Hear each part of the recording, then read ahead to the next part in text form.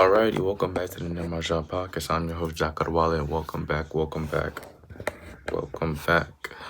Shout out to my Apple Podcast listeners, Spotify listeners. Shout out to all of y'all. Make sure you rate me 5 stars on there, and if you're new here, subscribe. Welcome, and yeah, let's jump right into it. So, I was having this conversation with my friend, and she was basically talking about how she has a low expectation for people, and I was like, you don't have to. No, I'm incorrect in that part. That comes later. She was talking about how she forgets that people actually care about her. And I told her she doesn't have to operate under that mindset no more. She was like, what mindset? I was like, under the mindset of that nobody cares about you for no reason. But she said, yeah, that's true, but it just lessens the expectation of if they don't care, then whoop-de-doo. And I said, just like you told me, you can't be thinking like that. Because I told her the same thing. I said openly, carry very minimal expectation in life. From something as mundane as somebody opening the door for me. I don't expect somebody to open the door for me at all. I have hands. I'll open the door myself. To, if I ask you to do a favor and I'm not putting money behind it, I'm not really, expecting you to do it. Well, that depends, but in most cases, I'm not really asking people to do things for me. I do it myself. And I remember I told her this, she was just like, you can't be thinking like that. Because you need people you trust in some way. You can't just operate throughout life without having a feeling of trust in somebody. And now weighing on both situations from my perspective of it and her perspective of it, I feel like everybody carries some form of skepticism, or everybody's a bit cynical. And I'm a major proponent of being cynic. I'm very cynical. I don't really see the best. I'm actually very pessimistic. I don't really see the best in most situations. Most of the time, I'm not pointing out what's going to go wrong. I just can, from what I've lived, I say, okay, this is what's potentially going to happen. And if it's bad, it's bad. If it's good, it's good. I'm just saying what it is. But in most cases, it's bad. I just say, okay, I see this happening. So I set my expectation low. One thing I like to do, I like to gauge like the range of everything. I like to know what's the absolute worst. I mean, worst to worst happens. What can happen? Like, what's the worst? And once I know that, anything that's above that to me is a win.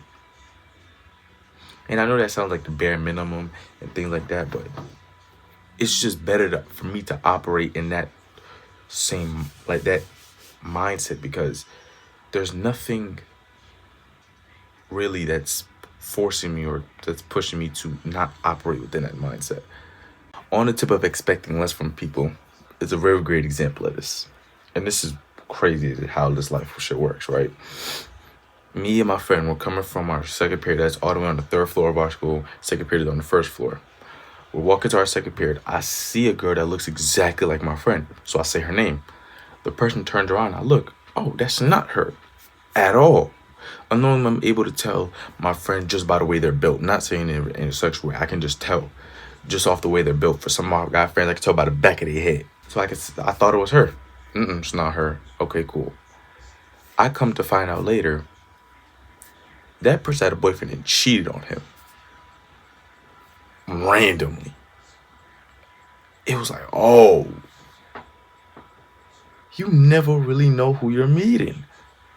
You never really have a good sense of an idea of who you're meeting for the first time. I met her on a very neutral standpoint of, I don't know who she is.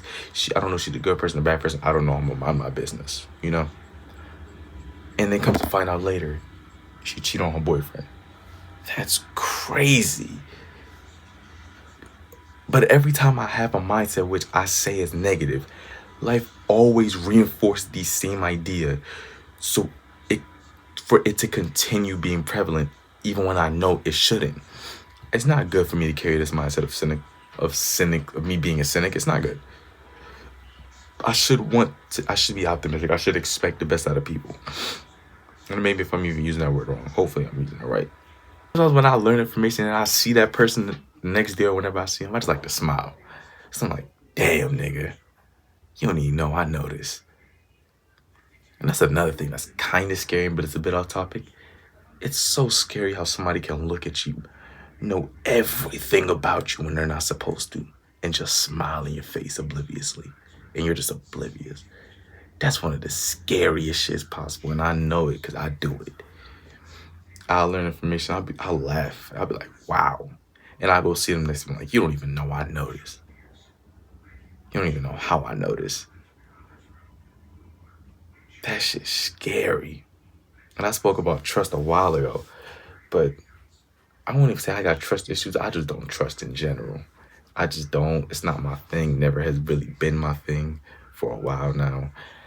And it's kind of getting redundant me speaking about it, but I'll lastly top this off right here. I don't really trust people because I fear the expectation of I fear the expectation that you will not meet the expectation I have set. And because of this, I know who can reach this expectation. Me. So instead of that, okay, cool. I'll just trust me. I trust myself 100%. Any decision I make is okay. You know what? It may not have been the best decision, but I knew my reasoning behind it. This happened today, literally. My dad calls me. He says, yo, I need you to come help me at the office. I'm like, I can't have this volunteer event for the construction thing he put me on to. It's today. I 100% with conviction in my soul thought today was the day. I drive up there. Keep in mind, I'm 45 minutes away from the place with no traffic. No traffic, 45 minutes. Cool. I get there. I meet some random person there. They're talking to me. They say, oh, it's tomorrow. The 15th. Tomorrow on the 15th. I'm like, there ain't no fucking way. And it took me an hour to get back home. Keep in mind, the call was at 12. I didn't have to get there to that meeting to the charity event until 2:30. I was like, so the time I spent doing nothing, I could have went to go help my dad at the office. But I decided to basically not do a review on the information I believe to be true. I understand my reasoning behind it. Was it a wrong decision? Yes. But do I understand my reasoning behind it? Yes. Would I accept this kind of behavior from somebody else? Fuck no. I'll be so honest, I wouldn't really, not that I don't expect or I don't let fuck-ups be. I don't allow fuck-ups. It's mainly that's exactly what it is. I'm lying. I don't really like fuck-ups in general. I try not to mess up myself. So because I try to not live life perfect, but do my best at it, and when I see somebody who I'm supposed to trust not doing the best in their own life, there is no possible way on this planet I would trust you enough to even give you a decision for my life. I wouldn't. And it could even be something small. Like, yo, can you go to the vending machine, get me something? I have to go get it. No problem. I got feet, I got hands, I'll work it. Because you don't even take your own life serious. So now that I come and I'm going through something I really want to express it to somebody, you don't even take your own life seriously. Why do you think in my brain, it will not allow me to go and reveal something that's personal to me to somebody who don't take their life serious? And this sounds very, you could say egotistical, but this is just the way I operate on. In a day-to-day life, I rarely ask for help. Rarely do. Don't really trust many people. I don't even trust my parents. I said that in the past. Again, it's redundant. I want to finish it here. Going back to the pessimistic mind frame, I don't really see the best in people at all. Never have, never will. I see people for who they are. Same friend I was talking about earlier. Me and her are like yin and yang in perspectives. She sees the best in people.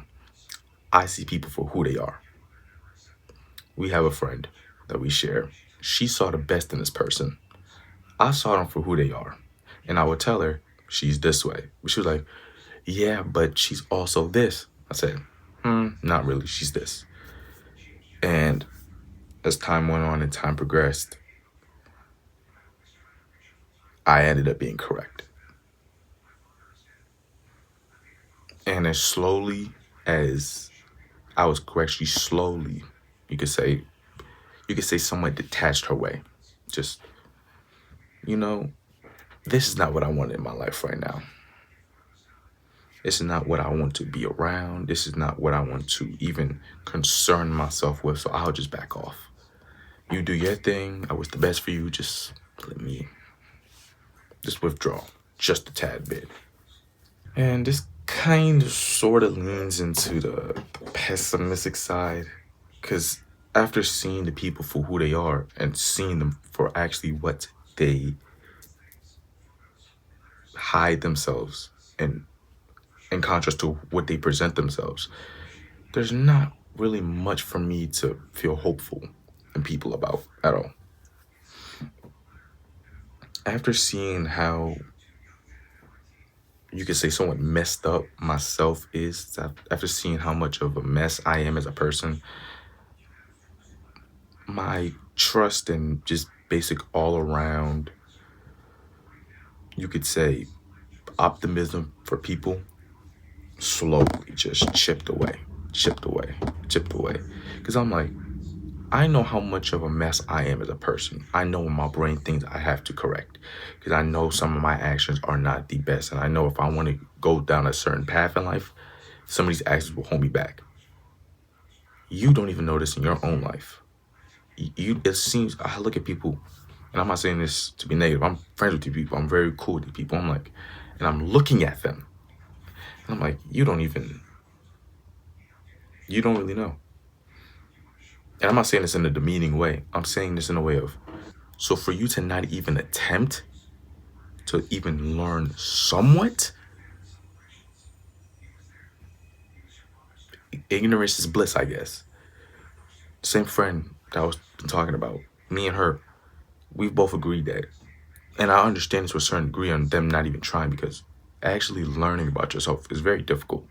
It's very hard. It's very annoying. It's time consuming, because you're spending time learning about one thing. Okay, I'm learning about one thing, and then boom, you learn about another thing, then boom, you learn about another thing, and then boom.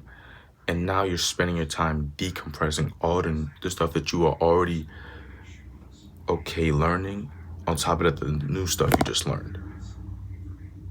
And then by the time you finally feel like, okay, I think I'm ready, you get hit with another one. And it's like, oh, when does it stop? When does the process of actually realizing who I am stop? And the answer is probably never. You're never really going to know 100% of yourself. And that's why, to a certain extent, I can't really blame the people who don't care. People who don't care to actually learn about themselves, why they crave attention so much. People who feel the need to just receive attention from the opposite gender. Like, there's a lot of people I know that main life, like their main achievement in life, is the amount of people they've talked to. That's the best achievement of their life. Like, if they could hang their jersey up on one thing, it'd be that, the amount of people they've talked to. And to a certain degree, they don't really know why they need that form of attention. I don't know either. I'm not in their body. I don't know their life. The constant need of attention from outside sources always comes from the lack of attention internally, meaning inside of your community, your family. You probably never received that sort of attention.